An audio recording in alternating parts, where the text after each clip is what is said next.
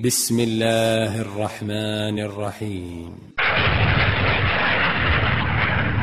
سابقوا إلى مغفرة من ربكم وجنة عرضها كعرض السماء والأرض أعدت للذين آمنوا بالله ورسله ذلك فضل الله يؤتيه من يشاء. Dari Abdullah bin Mas'ud radhiyallahu taala anhu, beliau berkata, kana an-nabiy sallallahu alaihi wa alihi wasallam yad'u, bahwasanya Nabi sallallahu alaihi wa alihi wasallam berdoa, Allahumma inni as'aluka al-huda wal 'afafa wal ghina. Wa qala ashabuna an Amr wat tuqa, dan para sahabat kami yang meriwayatkan hadis ini dari Amr ada tambahan lafaz wat tuqa. Dan yang ma'ruf masyhur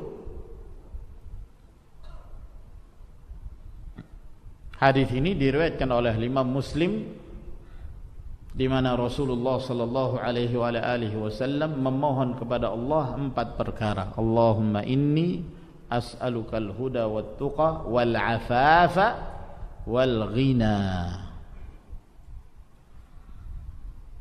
Dan kata para ulama bahwa doa ini, ma'asyiral ikhwah rahimakumullah, termasuk di antara doa yang paling mencakup kandungannya dan yang paling bermanfaat, karena kandungan doa ini merupakan doa yang mengandung seluruh kebaikan, kebaikan dunia, demikian pula kebaikan akhirat. Doa ini sangat ringkas sekali, dan Nabi sallallahu alaihi wasallam sering kali berdoa dengannya. Allahumma inni as'alukal huda wat tuqa wal 'afafa wal ghina. Ya Allah, inni as'alukal huda, sesungguhnya aku memohon kepadamu. Yang pertama yang dimohon oleh Nabi sallallahu alaihi wasallam, al-huda, hidayah.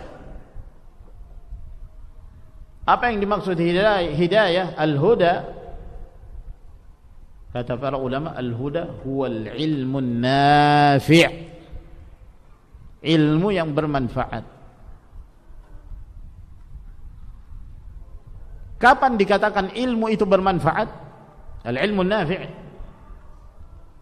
Disebutkan oleh Al-Allamah As-Sa'di rahimahullah bahwa ilmu yang bermanfaat huwal ilmu alladhi yuzilu anka syakka wad-daran, ilmu yang dapat menghilangkan syahwat dan syubhat. Karena syaitan datang dari 2 pintu ini untuk menyesatkan manusia dari jalan Allah Subhanahu wa taala. Syaitan datang dari 2 pintu ini, pintu syahwat dan pintu syubhat. Pintu syahwat, di mana syaitan menjadikan pandangan manusia itu begitu indah terhadap kehidupan dunia, indah terhadap kemaksiatan, perbuatan zina, harta yang menyebabkan dia meraihnya dengan cara yang diharamkan Allah Subhanahu wa taala, menjadikan dia sebagai hamba dunia, syahwat nafsiyah. Demikian pula syubhat yang menyebabkan seorang menyimpang, terjatuh dalam kesesatan, terjatuh ke dalam bid'ah waliyadzubillah. Maka ketika seseorang diberi kemudahan oleh Allah Subhanahu wa taala mempelajari satu ilmu yang dengan ilmu tersebut menyebabkan dia mampu untuk menolak 2 perkara ini, syahwat dan syubhat, maka ketahuilah itulah ilmu yang bermanfaat. Itulah ilmu yang senantiasa Rasulullah sallallahu alaihi wa ala alihi wasallam memohon kepada Allah, Allahumma inni as'aluka ilman nafi'an, Ya Allah, aku memohon kepadamu ilmu yang bermanfaat.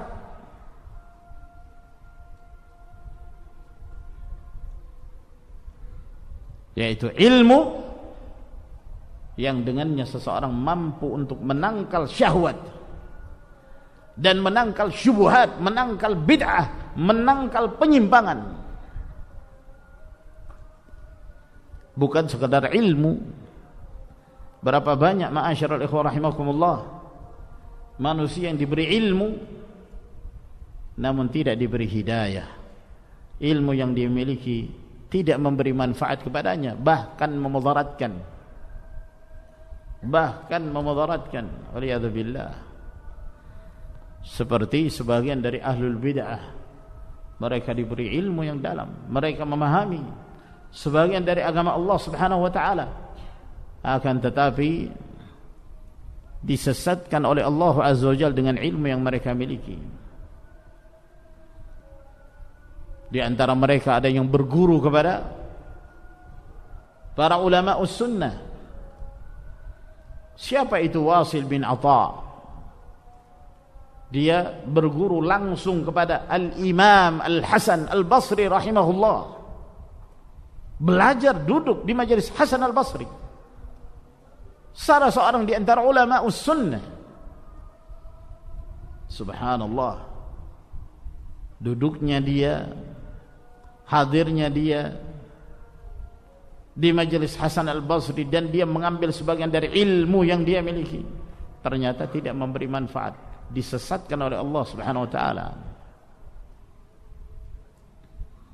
Nah, utu uluman wa ma utu fuhuman. Mereka diberikan ilmu tapi tidak diberikan pemahaman yang benar. Utu zaka wa ma utu zaka. Mereka diberi kecerdasan tapi tidak diberi kesucian hati. Nas'alullah azza wa jalla salama wal afiyah. Nah, dan masih banyak lagi permisalan yang disebutkan dalam sejarah. Mereka berguru kepada ulama sunnah, namun kedekatan mereka dengan ulama as-sunnah tidak menyebabkan mereka berjalan di atas sunnah. Hidayah milik Allah Subhanahu wa taala. Oleh karena itu kita memohon kepada Allah, Allahumma inni as'aluka al-huda.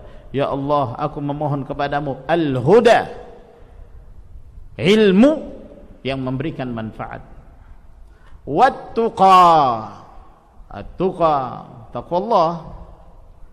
Kata para ulama, al-amalus salih. Tuqa adalah amalan salih, meninggalkan apa yang diharamkan dan dilarang oleh Allah Subhanahu wa taala dan Rasulnya, dan mengamalkan apa yang diperintahkan oleh Allah dan Rasulnya. Itulah taqwallah. Inti dari taqwallah azza wa jal adalah imtithalul awamir wajtinabun nawahi, menjalankan perintah dan menjauhi larangan. Khallidh dhunuba saghiraha wa kabiraha dhaka at-tuqa wasna' kamashin fawqa ardi asy-syauki yahdharu ma yara la tahqiranna saghiratan innal jibala minal hasa. Tinggalkan berbagai macam perbuatan dosa, yang kecil yang besar, tinggalkan seluruhnya. Itulah taqwallah. Berjalanlah kamu di muka bumi ini seperti orang yang berjalan di atas permukaan bumi yang penuh dengan duri, di mana dia berhati-hati meletakkan kakinya ketika dia berpijak. Jangan sampai dia menginjak duri itu. Seperti itulah kita berjalan di muka bumi ini. Seperti itulah kita beramal. Jangan engkau menganggap remeh satu perbuatan dosa kecil, karena ketahuilah sesungguhnya bukit itu berasal dari kerikil-kerikil yang kecil. Maka kita memohon kepada Allah taqwallah. Allahumma inni as'aluka al-huda, hidayah, wat-tuqa, amalan salih, wal-afafa wal-ghina. Dan kita memohon pada Allah Subhanahu wa taala al-afaf. Al-afaf, kesucian diri. Ya. tidak merasa butuh kepada makhluk, tidak menggantungkan hatinya kepada makhluk, namun dia hanya menggantungkan hatinya hanya kepada Allah Subhanahu wa taala. Dia merasa cukup dengan apa yang Allah Azza wa Jalla berikan kepadanya berupa rezeki, qanaah. Ini semua termasuk al-afaf. Wal ghina, kecukupan. Laisa al-ghina bi kathratil 'ard, innamal ghina ghina an-nafs. Kata Nabi sallallahu alaihi wasallam, bukanlah sebuah kekayaan itu kekayaan harta yang melimpah, namun kekayaan yang sebenarnya adalah kekayaan jiwa. Ketika Allah tabaraka wa taala memberi hidayah kepada seorang sehingga dia senantiasa bergantung kepada Allah, bertawakal hanya kepada Allah, merasa cukup dengan apa yang Allah Subhanahu wa taala berikan, sehingga dia tidak condong kepada hal-hal yang diharamkan Allah tabaraka wa taala, maka itulah kekayaan yang sebenarnya. Kekayaan yang sebenarnya, kekayaan jiwa ya ikhwan, ketentraman di dalam hati kita. Ketika seseorang membaca Al-Quran, dia merasa tentram. Ketika seseorang berzikir kepada Allah Subhanahu wa taala, dia merasa tenang hatinya. Ketika seseorang menuntut ilmu, membaca qala Allah, qala Rasulullah sallallahu alaihi wasallam, dia merasa ketenangan, tentram jiwanya. Nah, sampai disebutkan oleh para ulamaul hadis bagaimana kebahagiaan yang terdapat di dalam hati mereka tatkala mereka menimba, mempelajari hadis-hadis Rasulullah sallallahu alaihi wasallam, mendatangi majlis seorang alim untuk mendengarkan hadis-hadis Nabi sallallahu alaihi wasallam, penuh dengan kebahagiaan dalam keadaan mereka orang-orang miskin, fakir. Mereka bukan orang-orang kaya raya. Bagaimana Syu'bah bin al-Hajjaj yang tidak memiliki harta kecuali seekor keledai? Tidak punya harta kecuali seekor keledai. Di antara ulama salaf ada yang melakukan perjalanan jauh sampai mereka kehabisan bekal, sampai ada yang meminum air kencingnya 5 kali karena tidak ada air, yang kehabisan air. Akhirnya dia terpaksa meminum air kencingnya 5 kali dalam perjalanan safar. Ibnul Jauzi rahimahullah meninggalkan kekayaan orang tuanya untuk menuntut ilmu, dan dia merasakan kebahagiaan. Dan beliau mengatakan, la yunalul ilm bi rahatil jasad, tidak akan diraih ilmu itu dengan bersenang-senang, dengan bersantai-santai ria. Itulah kebahagiaan, bukan kebahagiaan harta yang melimpah. Mereka mengatakan, lau ya'lamul muluk wa abna'ul muluk ma alaina min tuma'ninatil qulub lajaladuna alaihi bisuyuf. Kalau seandainya raja-raja itu, para penguasa itu mengetahui, para putra mahkota itu mengetahui apa yang kami rasakan dari ketenangan jiwa, ketentraman hati, kalau seandainya mereka mampu merampasnya dengan pedang-pedang mereka, maka mereka akan melakukannya. Wallah, luar biasa kebahagiaan ya kawan, menuntut ilmu, mempelajari agama ini, kebahagiaan yang luar biasa bagi seorang yang memahami, ya.